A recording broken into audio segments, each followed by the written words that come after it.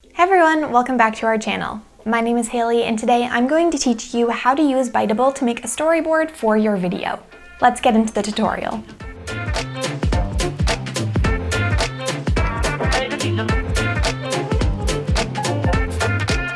So here we are on the Biteable homepage. To start off, we're going to log into our account, and if you don't have an account, you can go ahead and sign up for one. It's totally free to do so. Once we're all logged in, we're going to click Start with an empty video, and then we'll choose the video shape based on where we'll be sharing our finished version of the video. So I'm going to go ahead and choose 16:9. That's the perfect size for YouTube or a website or LinkedIn.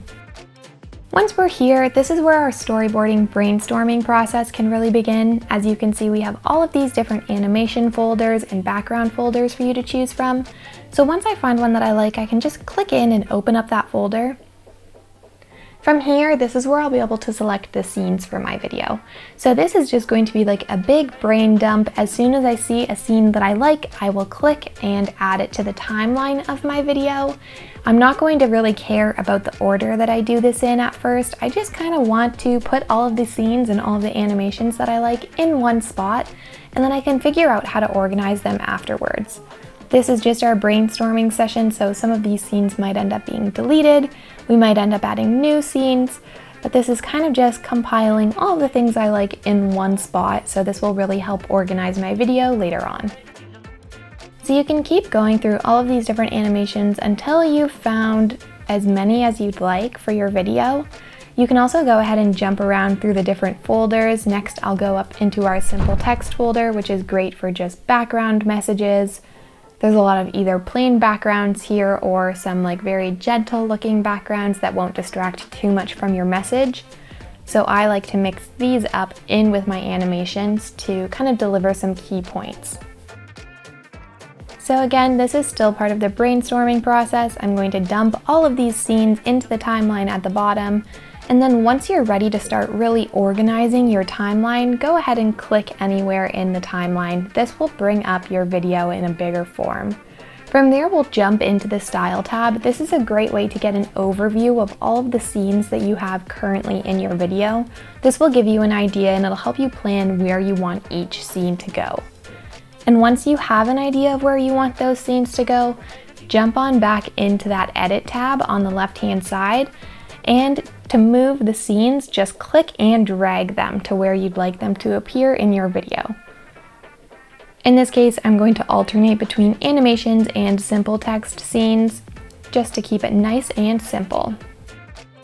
Now we're going to start implementing our message, so we can click into each scene and change the text. This is where we'd really put the meat of our video, kind of the message that we'd like to be delivering throughout the video.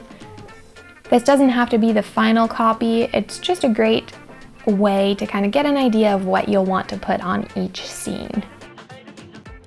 And once you have an idea of what text you would like on each scene, then we can really go into the details of the video. This is probably the most time-consuming part. Basically, what you'll be doing with the details is clicking into each scene, adding scene transitions, making sure your scene length is adequate for the message that will appear on those scenes. You can also click in and add text animations as well. So here I'm just applying all of these scene transitions. And then if I want to add a text animation or shrink my text down, I can do that on the right-hand side in this tool panel here. And again, we've got a number of different text animations for you to choose from. If I wanted to add any ribbons to make my text stand out, I could do that using the tool panel on the right-hand side. And these are all of the details that you'll really be using to make your video pop. Next up, you'll want to add a soundtrack. We have over 80 different soundtracks for you to choose from within Biteable. They're all royalty and copyright free. So it does take some time to listen and find the right soundtrack for your video.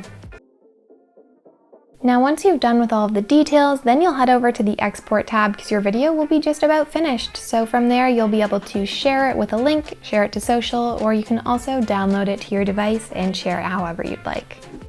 And there you have it. If you're ready to start storyboarding, head on over to biteable.com to get started. If you liked this tutorial and you want to see more from us, don't forget to subscribe to our channel down below. See you next time.